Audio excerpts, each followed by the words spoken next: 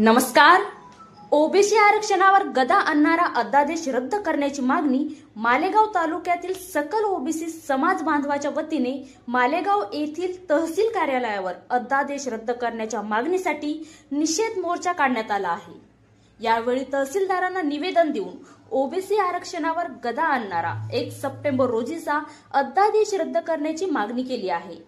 आरक्षणासाठी आपण जमलेलो आहोत. शासनाने जे ओबीसी समाजावर जे अन्याय जे परिपत्र काढलेलं आहे तो परिपत्र परिपूर्ण नाही, तरी पण आपण जागृत होऊन सर्व ओबीसी छोट्या छोट्या गटापासून तर आपण जितकी बी ओबीसी आहे पूर्ण कमीत कमी 350-400 जाती या महाराष्ट्रामध्ये ओबीसी मध्ये आहे आणि 64% समाज हा महाराष्ट्रात ओबीसी राहतो.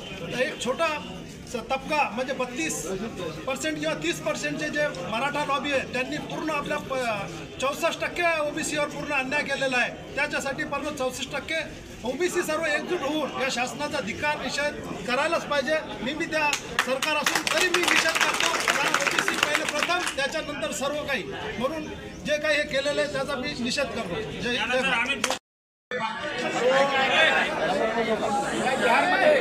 असं लिहिलेलं आहे की ओबीसी मध्ये आपण आरक्षण देऊ. मित्रांनो, हा जो आरक्षण आहे मराठ्यांना जो आरक्षण देऊ असं सांगितलेलं आहे कोर्टामध्ये टिकणार नाही. एक वेळे डॉक्टर बाबासाहेब आंबेडकर रात्रीच्या 12 वाजता आपल्या वेळेमध्ये आपल्या घरामध्ये बसलेले होते तेव्हा एक ब्राह्मणाचा मुलगा त्यांच्या गुहापासून त्यांच्या घरापासून जात होता. तेव्हा डॉक्टर बाबासाहेब आंबेडकर एक पुस्तक वाचत होते. तेव्हा त्या ब्राह्मणाच्या मुलांनी त्यांना विचारलं, आंबेडकर साहेब तुम्ही रात्रीचे 12-1 वाजत आहे, तुम्ही जागत का?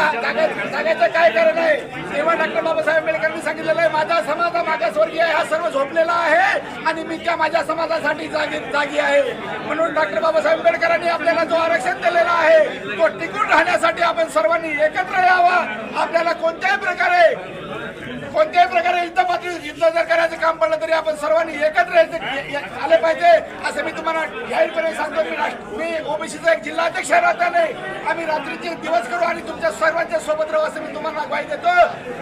ओबीसी सर्व ओबीसी सर्व ओबीसी सर्व डॉक्टर बाबासाहेब आंबेडकरांचा